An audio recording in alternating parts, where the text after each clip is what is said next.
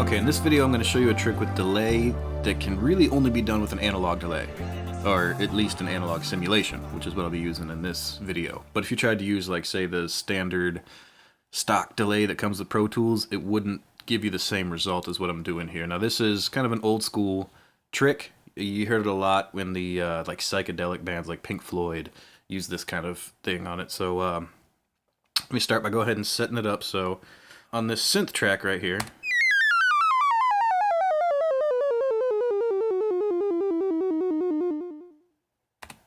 kind of a cheesy synth, but not the point. The point is the effect that we're going to add to it. I'm going to take that and I'm going to go ahead and do my routing and set up a delay on an aux just like you would for any other delay.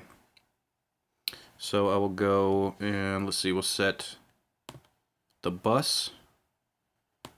Go ahead and turn that up a little bit. And then I need a stereo aux track to put my delay on.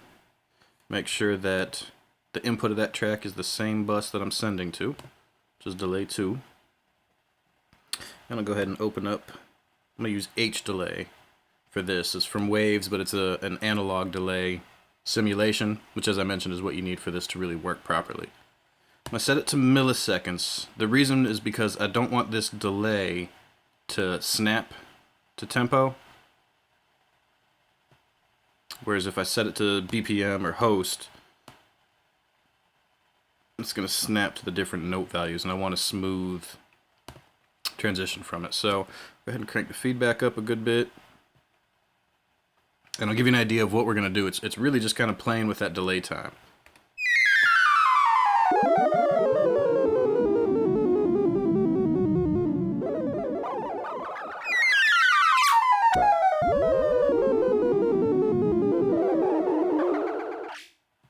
Right, so it's that weird kind of pitch change you get as a result of playing with that delay time that you don't get from a digital delay. All right, so I'm going to crank the feedback up about 90%.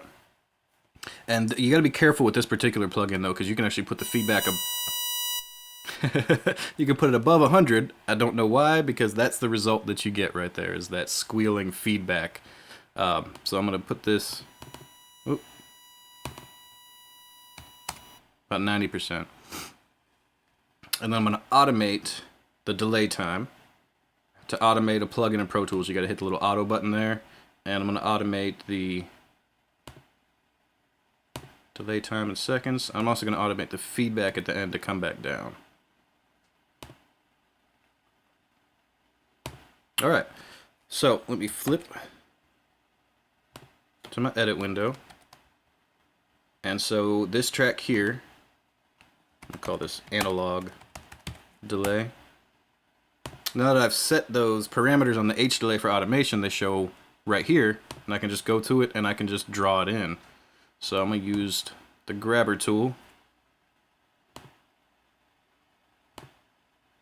and just basically increase and then decrease the delay time. Now we should be able to see it happening on the H delay here.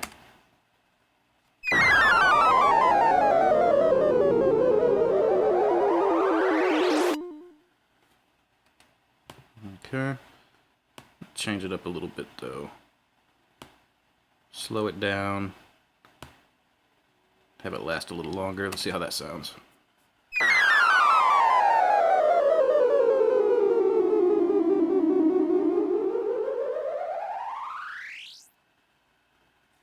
Cool, that's it. I mean, that's basically the effect right there. I didn't even need to mess with the feedback control actually, because I came back on such a short delay at the end that the sound dies off pretty quickly.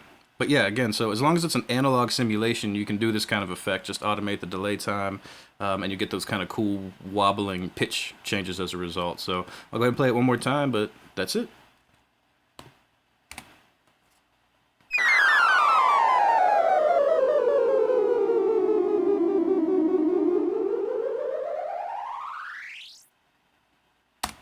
There you go. Now you got another trick in your arsenal to use. Hope you enjoy.